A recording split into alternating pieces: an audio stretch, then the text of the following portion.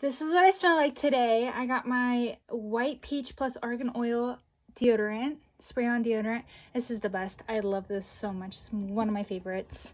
And then we have the apple cinnamon shortbread hemp's lotion. This literally smells like Christmas, and I love it.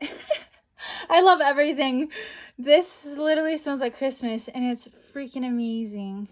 And I just opened it, so yay, because I'm almost out of my banana.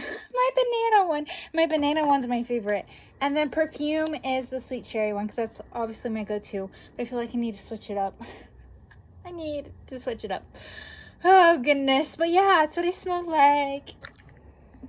The little white crop top is from Factory Connection. I forgot what the brand was. But the bralette underneath is Puma brand, and I got it from Dick's Sporting Goods. The jean jacket is from Maurice's, but I added the 5 patches on it that I got from like Hobby Lobby and a few other craft stores.